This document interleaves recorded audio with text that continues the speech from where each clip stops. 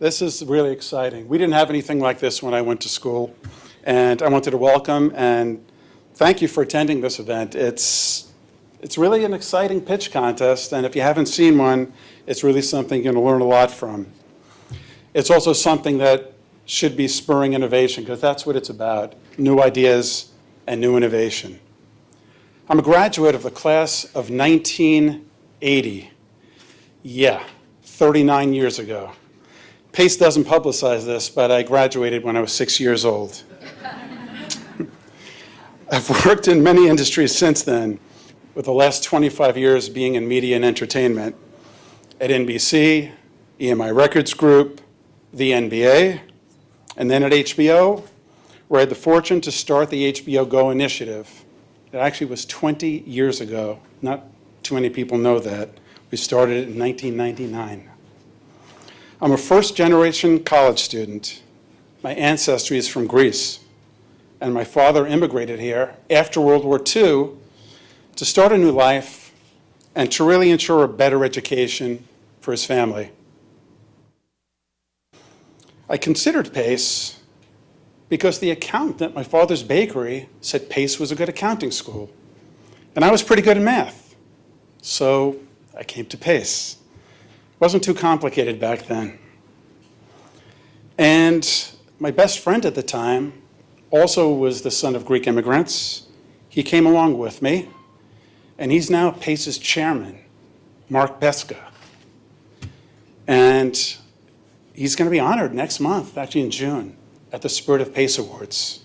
And that's quite amazing. We're both Bronx boys. We didn't come from money. Yeah, yay, Bronx? We didn't come from any money at all. There was no college bribery potential where we came from.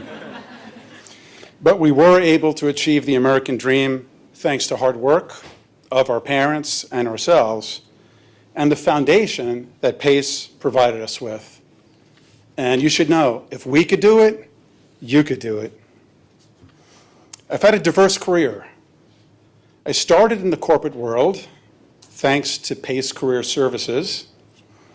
Then I was in a startup in the mid-'80s, back into corporate America.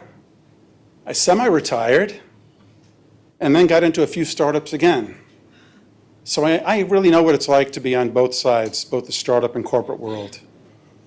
And someone recently asked me how my corporate experience helped me with my startups. How many of you are Seinfeld fans? I hope more than a few. Well, there's an episode on Seinfeld where George has the best success he ever had doing the opposite of what he thought was right. And that's sort of the way it is. The corporate world and the startup worlds are very different. They take different approaches to be successful. So my corporate experience didn't really help me. It actually hurt me. I needed to do the opposite. And there are pros and cons of both working for corporations as well as for startups. The corporate world provides a steady paycheck, solid structure, great resources, and the exposure to a lot of smart people. Maybe some not so smart too. And there was a situation I ran into, and it can be really frustrating sometimes. The head of business affairs, which is a very prestigious position at HBO, shouted at me in the boardroom with the CEO there and his staff that I was going to destroy a $3 billion company by pushing HBO Go. And we found out he was pretty wrong. But what you also find out is fighting the innovator's dilemma syndrome. And if any of you have read that book, it's how it's so hard to fight the status quo with innovation. But that's what we face sometimes in corporate America.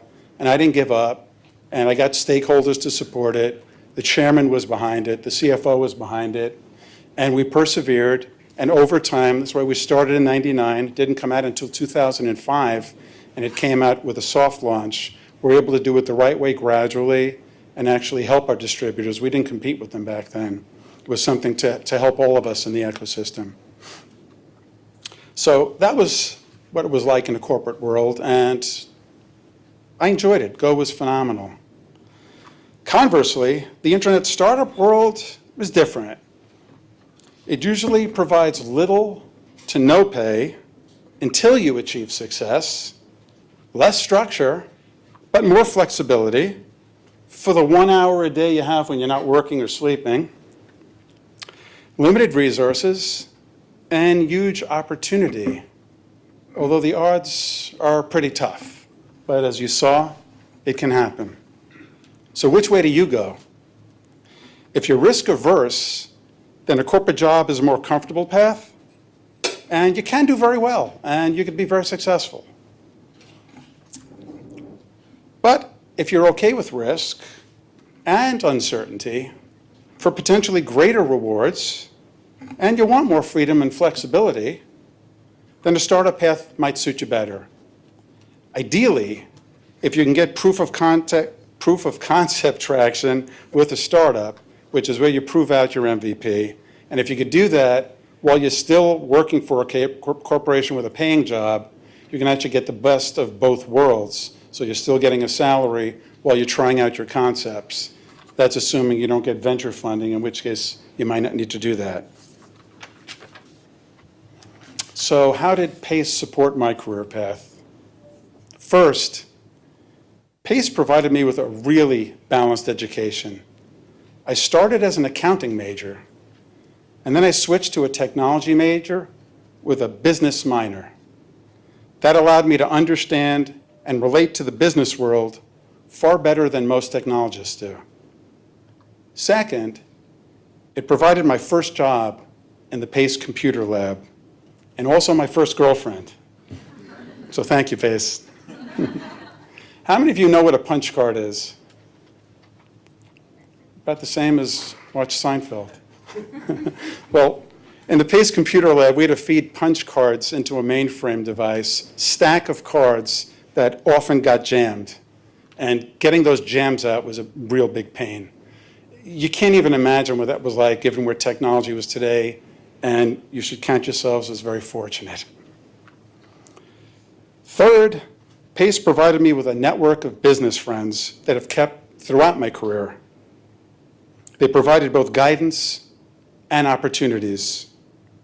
And I actually owe my career in part to Beska when he was working at Ernst & Young.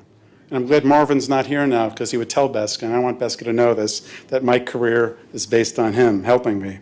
But he did. He was at Ernst & Young, and I needed some resources when I was at NBC in charge of systems for the Olympic unit for the Barcelona Olympics in 1992. And I wasn't sure who to go with. And you don't get a second chance when you're working on an Olympics. You miss it, the Olympics is over. So I needed to know I could work with a company where I had an escalation path that I could trust. And I knew if I ran into problems at Ernst & Young with their technology side, I could always cut across to him. And the success I had at the Olympics was really a stepping stone that led to my first job as the CIO at the NBA. So that was really important, even though in the scheme of things, you might overlook it. Those business connections and the trust that you build really matters a lot. And PACE has also given me the opportunity to help others by participating in groups such as this, and I'm now also a mentor. And I strongly encourage all of you when you graduate and any graduates that are here to give back, support PACE's students as PACE supported us in any manner that you can.